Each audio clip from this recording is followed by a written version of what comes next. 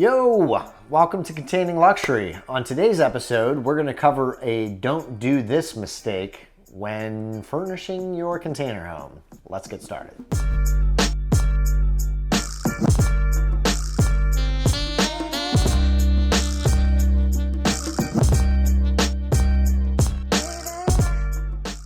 Okay, so story on what not to do on purchasing furniture for your container home.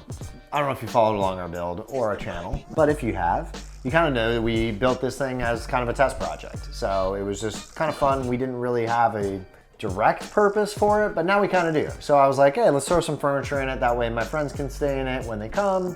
I was out running around and stopped by Home Goods real quick. Was like, hey, let me see what I can buy real fast while I'm in the area. I have a million things going on. I'm super busy.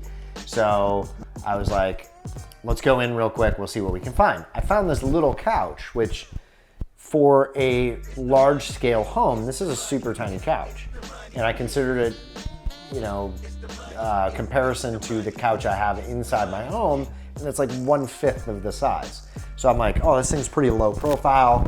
It's got a sleeper sofa in it. This would be great. I'll throw this out in the living room. It's relatively shallow, and boom, we're good. Then I'll grab this cool piece of furniture and I'll throw the TV on it because it's only like, 12 to 14 inches deep. That's pretty shallow.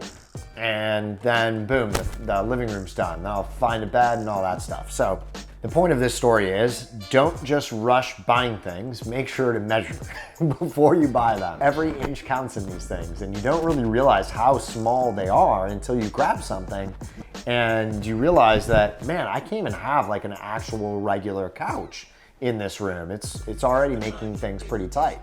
So one of the problems we first found out is the second we set it in here, we're like, yep, that's not gonna work. Plus these pillows are hideous. So there's a mistake. Don't buy these pillows. They came with it for free, otherwise I wouldn't even have taken them. Oh wow, that doesn't even come off. Okay, so this thing is so small. I mean, we have so little room in here that there's no way. Does this lift up? Oh, I never opened it. Do I have to cut that? Well, I don't want to cut that because we're going to move it. And then that way, yeah, I guess if you have to tilt it, then it doesn't pop open. But you don't have to be a rocket scientist to figure out that that's not going to work. So this is this big.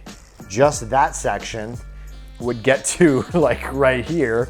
And then there's the extra little fold, since there's actually 1, 2, 3 folds to it. So never gonna happen.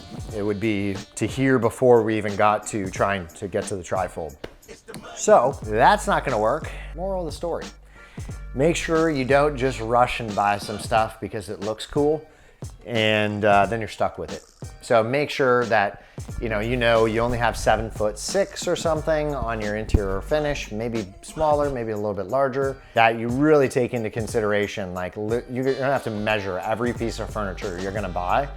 And one thing that I found, if you're going to be doing a similar layout, a futon is gonna work the best here. I don't think you'll ever get a sleeper sofa to work unless you are using this in your bedroom, but you probably don't want to sleep on a sleeper sofa every night for your only bed for your container home. But if you need to use that room for like dual purpose office / bed, maybe, I probably wouldn't. Or maybe a hide-a-bed would be better in there. But sleeper sofas, I don't think they're gonna work in the container home. So learn from my mistakes. Take your time, measure your furniture.